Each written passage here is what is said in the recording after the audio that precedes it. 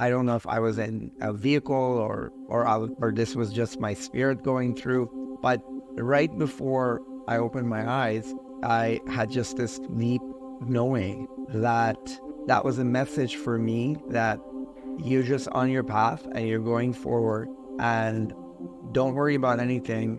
All the obstacles will be removed, and like you will, the road will show itself to you.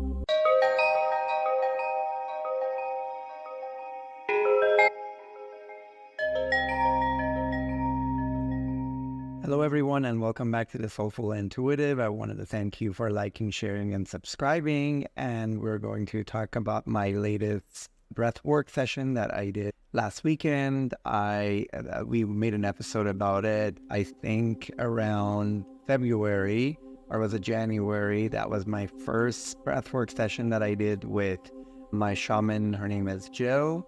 And I went with a few of my clients. I actually heard about her from my somatic therapist, who starts her sessions with 3 minutes of breath work every time, which introduced breath work to me.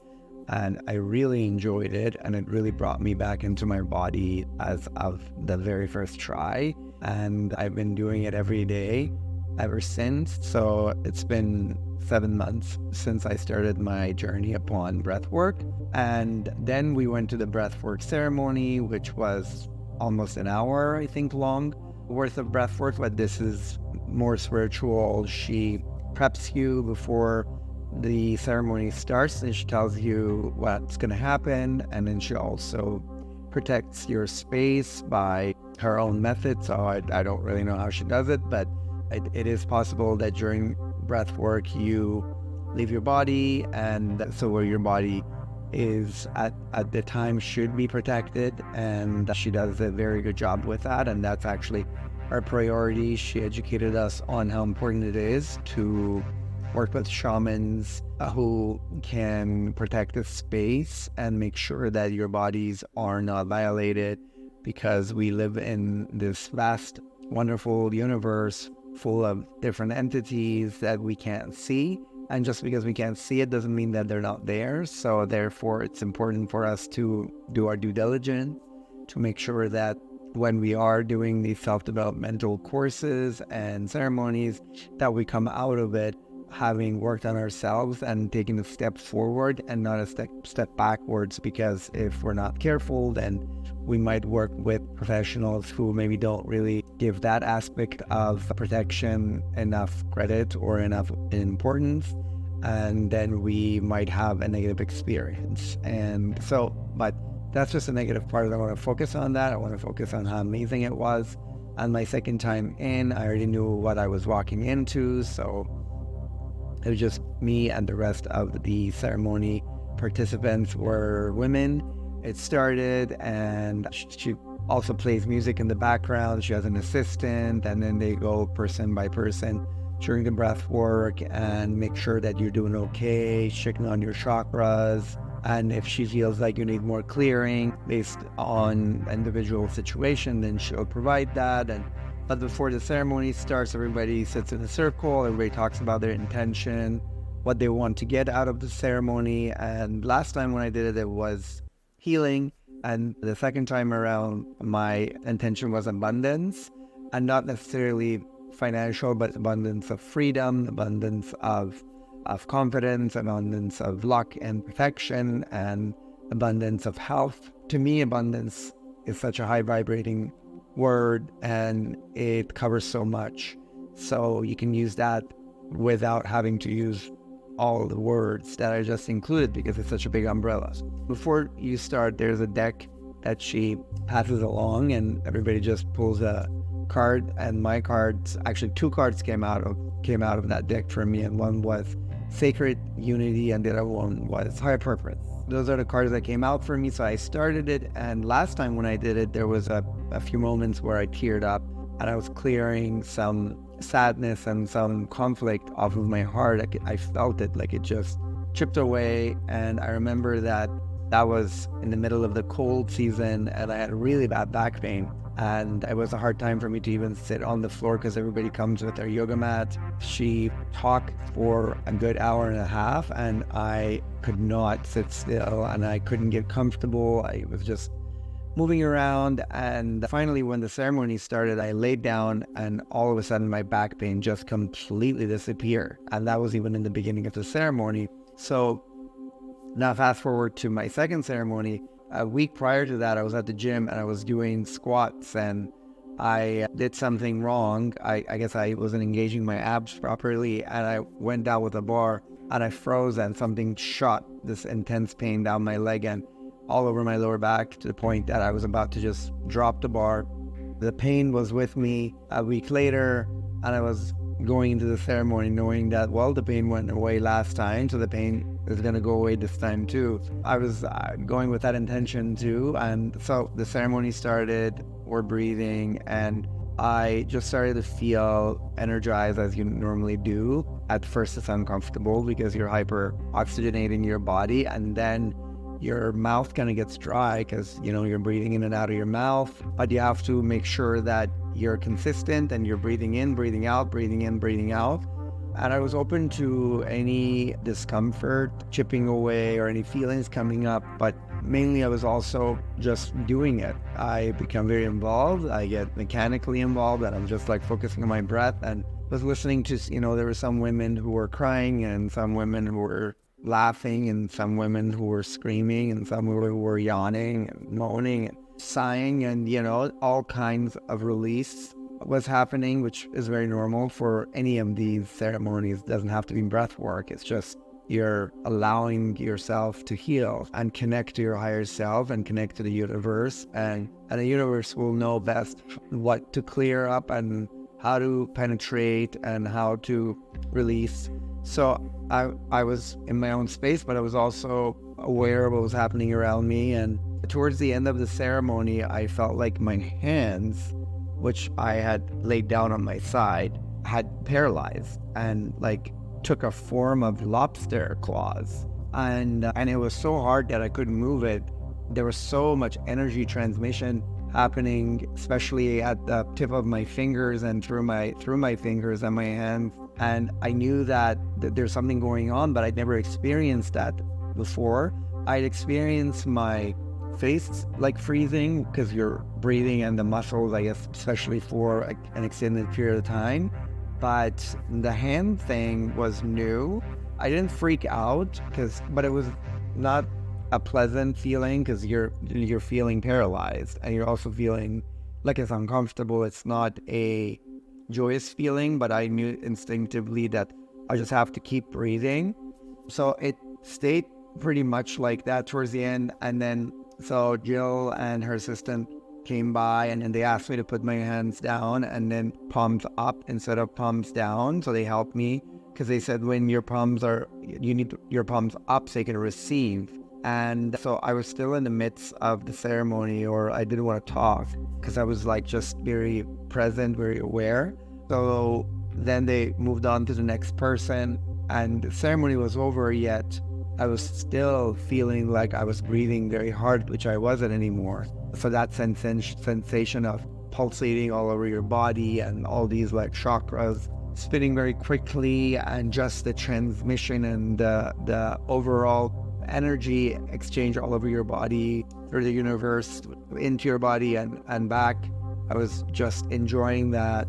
And then all of a sudden I heard that whistle in my ears, which when I was younger, I used to, every now and then, if I had extreme pain, I would pass out. So I'm very familiar with that sensation of maybe a second away before you're out, which is that whistle in your ears. So I heard it, and I was thinking, why am I passing out? I'm not in pain. Ceremony's over. I'm not breathing hard. So it I don't know how long it took, but I didn't pass out because I was aware of what was going on. So my understanding, or what I intuitively realized, was that sound, that vibration, that high-pitched ring is a way that we connect to the next round or to other realms. I don't want to know if it's the fifth dimension or the fourth dimension. I don't know where it is, but all I know is I was on the almost breaking the veil to go to the next dimension, and I didn't. So maybe if the ceremony had gone on for another 5 minutes, I would have. So then I opened my eyes and I got up and I went and sat on the couch, and then everybody was talking about what they went through, how their experience was, and I shared too, and I asked Jill, what does that mean? Like, what happened to my hands? And she said, oh, that just meant that you were just transmitting a lot of energy and you were releasing. So later on, I came home and I Googled it, and actually how I felt was exactly how they termed it. It's called lobster hands, like this. And it's because, well, physiologically, you're just hyper oxygenating your body, and that's happened. The spasm happens because of that. Could also happen in your feet or your face or other parts of your body. So for me, it happened in my hands. Some forums would say that it means that you're holding on to something that you want, like you're not releasing, you're holding on to something. In which case, I didn't really know what I was holding on to, and maybe if I had asked during the ceremony, Jill would have walked me through it, but I just didn't feel like I needed to ask. It just felt like an experience that I was going through, and I just pushed through it. Another explanation was you're just heavily releasing, and that's what happens when you're releasing something. And I didn't cry this time, I didn't laugh. It was more, I guess, very energetic, it was very different from the last time that I did it. The intentions were different too. Last time was healing, this time was abundance. So that was that. And then I also felt very hungry, which what happened for the first time I did ayahuasca right after the ceremony was over. I was so hungry, but unfortunately my back pain was right there, didn't go anywhere.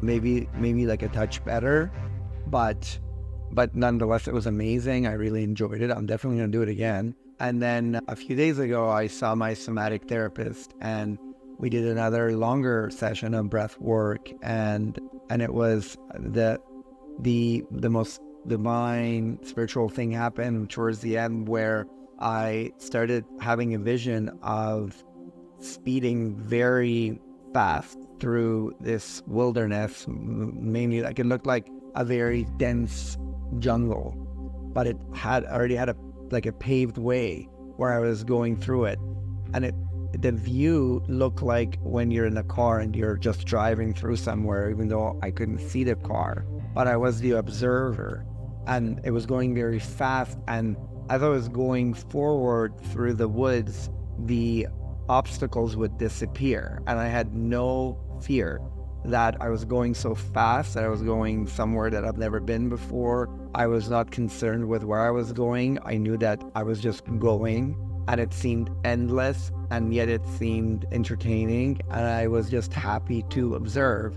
Even though my session was over, my therapist asked me if I wanted to continue just witnessing what I was witnessing. So little I knew that throughout me having this journey, my body was convulsing, and she was just grounding me, and I really didn't feel it at all. And I was really interested in knowing, like, okay, where is this going? And it was going so fast, like when you're watching the sci-fi movies of the spaceships going through galaxies with so many like debris and rocks and just things coming at the aircraft, and somehow the spaceship just whizzes through it. And that's how it felt. Like the speed was very high.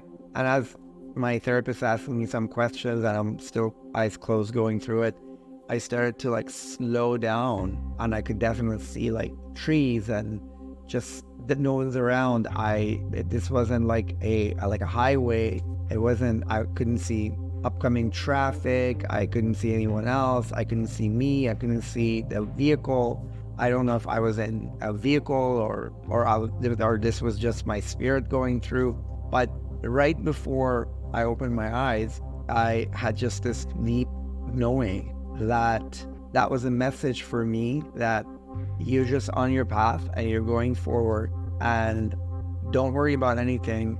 All the obstacles will be removed, and like you will, the road will show itself to you. And just be curious, be an observer, and be willing to go. And that was an amazing feeling. Afterwards, I felt very empowered. I felt very connected. I felt like I connected not only with the universe, but also with my own journey and with my own destiny. And it was a confirmation of what we always want to know: if we are on the right path, if we are doing what we had planned for ourselves to do. And the fear of problems that might arise, or the fear of what if I fail, the fear of what if I can't handle the obstacles. And that was for me very the best confirmation, because I do worry about these things at times, and I go to my fear space, fight and flight, and intense control that I want to now solve all the problems, and if I don't, then like they'll never go away. And that was it. The mini session of breath work, which was, I think she said it was only half an hour, but still it's a pretty long breath work session. If any one of you want to try breath work, you can even feel that sensation after 50 deep breaths in and out. But obviously the more you do it, the deeper you'll get in. And that's what I found, that some days when I'm in a rush, I'll just do a shorter one. Some days when I have more time, I'll do a longer one. And that was it. I wanted to make another video about breath work and about my ceremony, and I wanted to share that with everyone. And also I wanted to talk about how important it is to work with shamans and teachers who can create a safe space for your body and soul. So do your research, talk to everyone, ask the shamans and the ceremony people who are in charge of your ceremony, what do they do to protect your space, and just to make sure that you're putting yourself in a safe environment and not in any danger, since you're going to be vulnerable during your ceremony. So that was it. Please, if you have any questions, if you have any comments, please go ahead and share that with us. And I look forward to have more of these ceremonies and share them with you. And I really hope that the story of the videos that I've made about breathwork just start some curiosity inside of you, and would want you to at least give it a try, because I know that it really benefited me, and I know it benefits everyone, because it just takes you to a higher vibratory place, and calms your nerves and just relaxes your body, but makes your mind just run wild in the best way possible. Thank you very much for watching, and I'll talk to you in the next episode. Thank you.